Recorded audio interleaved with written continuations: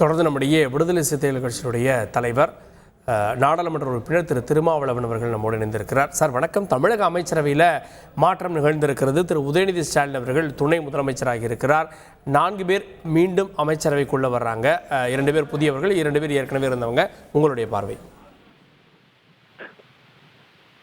முதலமைச்சர் தனக்குள்ள அதிகாரத்தை பயன்படுத்தி அமைச்சரவையில் மாற்றங்களை செய்திருக்கிறார்.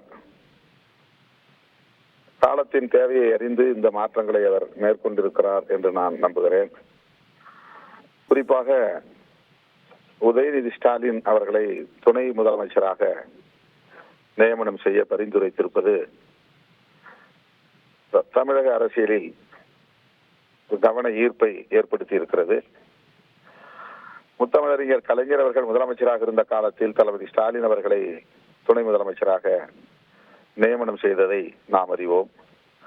அவர் என்ன நோக்கத்தில் ஸ்டாலின் அவர்களை துணை முதல்வராக அப்போது நியமனம் செய்தாரோ அதே நோக்கத்தில் அந்த எதிர்பார்ப்போடு இப்போது உதயநிதி ஸ்டாலின் அவர்களை துணை முதலமைச்சராக நியமித்திருக்கிறார் என்று நான் நம்புகிறேன்.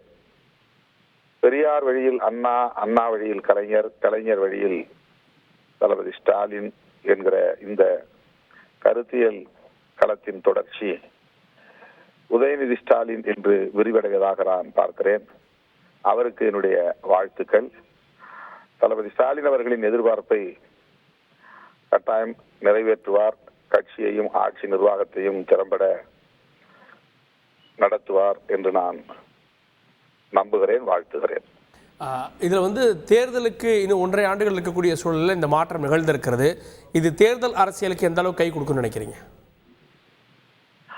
இந்த மாற்றத்திற்கும் தேர்தலுக்கும் என்னால் பொருத்தி பார்க்க முடியவில்லை. இன்னும் 1.5 ஆண்டுகள் இருக்கிற போது இந்த மாற்றத்தை மேற்கொண்டிருப்பதற்கு வரவிருக்கிற தேர்தல் ஒரு காரணமாக இருக்குமா என்று எனக்கு யூகிக்க முடியவில்லை. ஆனால் இது நீண்ட காலமாக பேசப்பட்டு வந்த ஒன்று.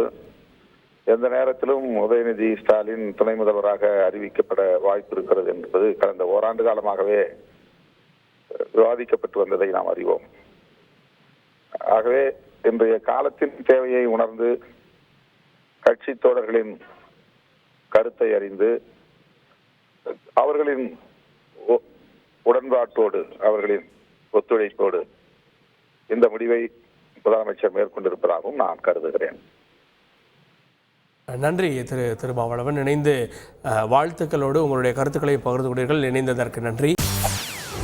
செய்திகளை உடனுக்குடன் தெரிந்து கொள்ள உடனே சப்ஸ்கிரைப் பண்ணுங்க.